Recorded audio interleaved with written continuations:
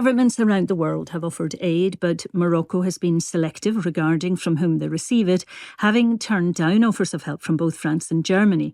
And in Libya, where the country split between two rival governments, there have also been calls for selective acceptance of aid to ease the rescue efforts. So while these two disasters appear alongside each other in the media, what are the different situations on the ground? Here to discuss the recovery situation is Muslim Aid's Abul Kalam and writer and adventurer Alice Morrison, who lives in Morocco's Atlas Mountains, the epicentre of the earthquake. Good morning and thank you for joining us. Alice, first of all, you were pretty much in the middle of it and thankfully went unscathed. Where are you exactly and what's been happening since then? I'm in Imbil, which is a tiny village in the Atlas Mountains and the centre of kind of trekking for tourism here. So many people will know it as being the pathway to Toubkal, the highest peak in North Africa. Our valley, we were so lucky. It seems that as the news came through, I was in the earthquake. And honestly, I thought I was going to die. It was absolutely terrifying. And our buildings have been damaged, but we didn't lose a single person.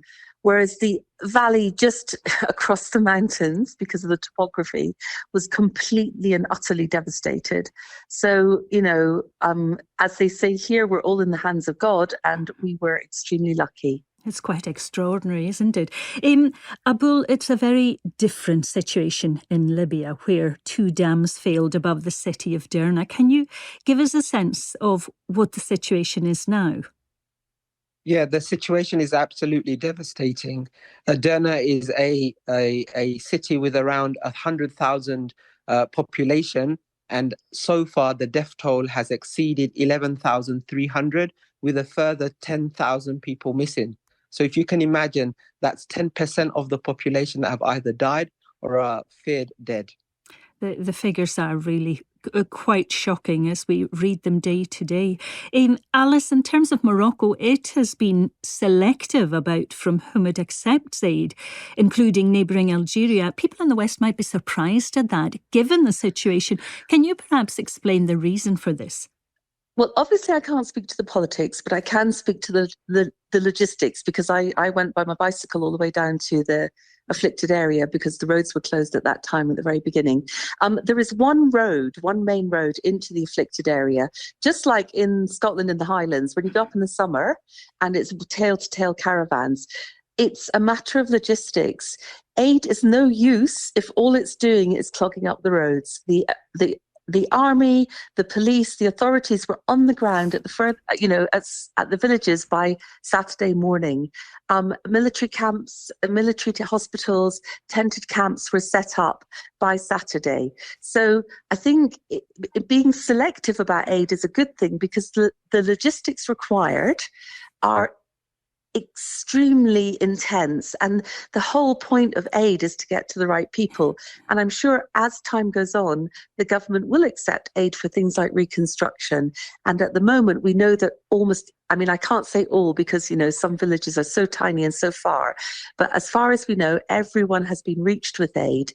And now, if you like, in the immediate aftermath, we have enough. We really have enough. Some things are now not being used because it has poured in. It's poured in also from the citizens.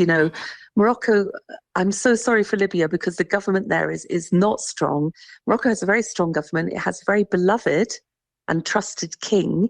And, they leapt into action. So I think there's a slightly false narrative about, refuses aid. It's like, no, we want aid, but it has to be useful.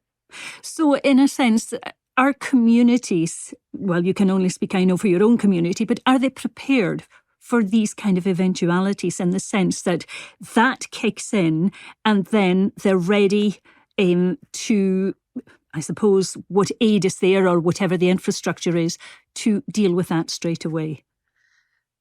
Well, no, I don't think any community is ever ready for an earthquake, which comes out in the middle of the night when you're asleep and kills you. No, I don't think that's possible. But I do think you've got a very good point in that our communities here are extremely tightly knit. Again, think of Highland communities, small villages, often interlinked families, sometimes 3 or 4 families only. So everyone here would rather give you their tea and their bread than have it themselves. So I think that kind of community response has been intense. And I felt it myself.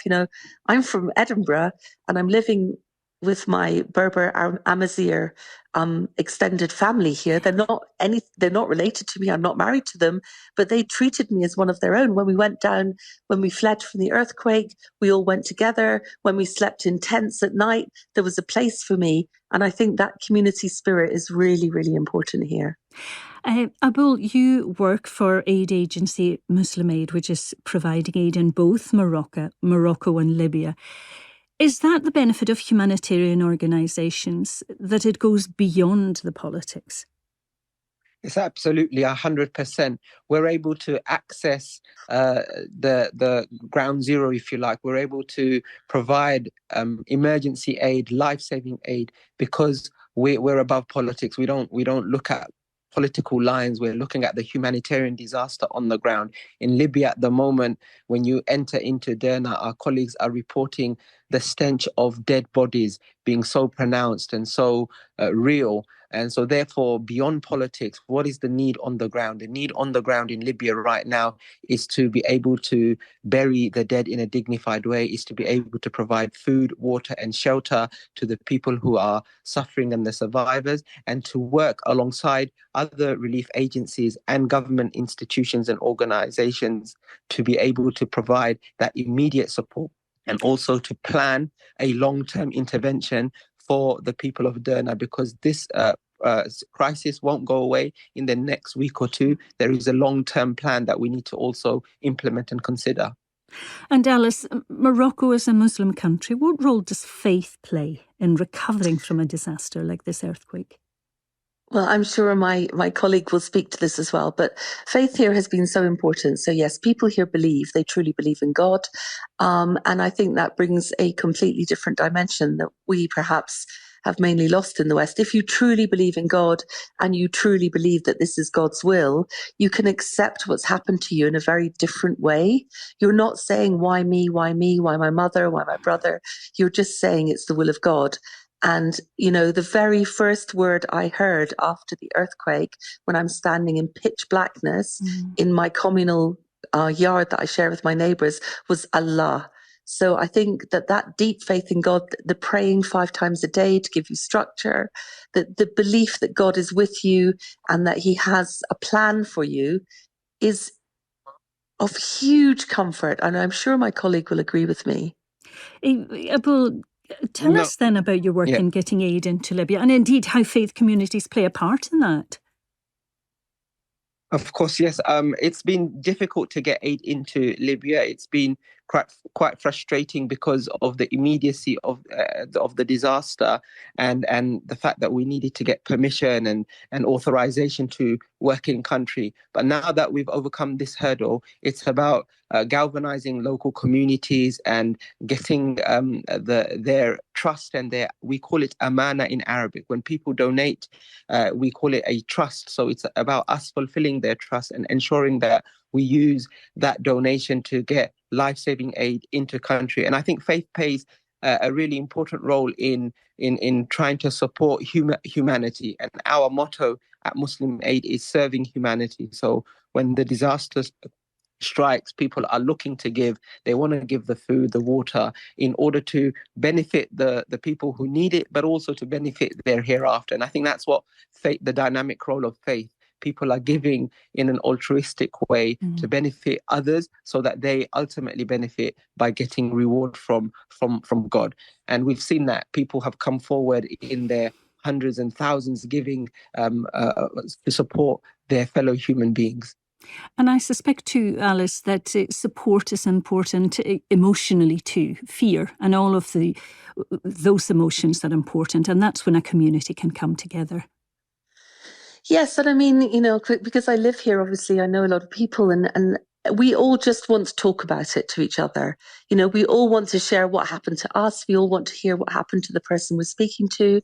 That I have a lot of girls and women in my family compound, and you know, the younger girls between 15 and 22, they're still very traumatized. I mean, we're all safe, thank God. So we haven't even gone through the terrible things the people in the next valley have. But these girls were woken from their sleep. They were dragged out of their beds.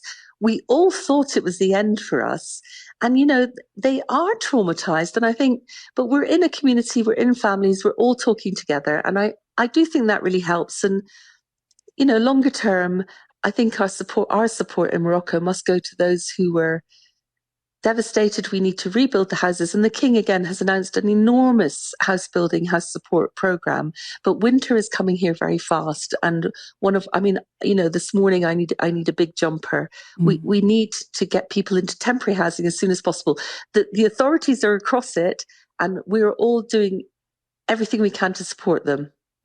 And finally, Abul, we're seeing the situation in Libya evolve as the scale of the disaster reveals itself.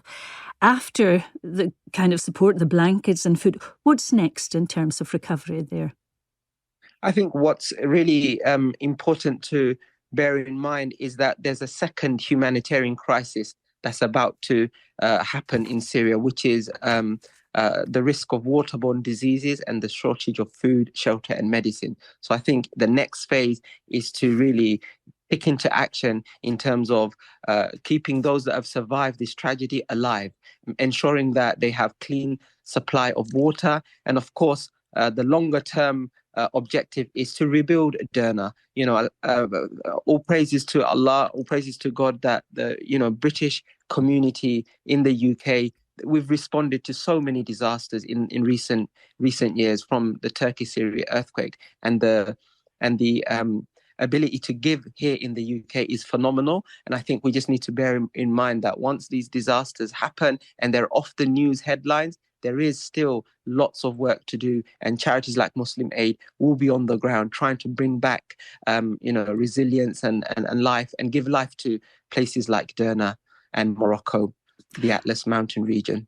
Well, my thanks to you both indeed for joining us this morning, Abul Kalam from Muslim Aid and Alice Morrison.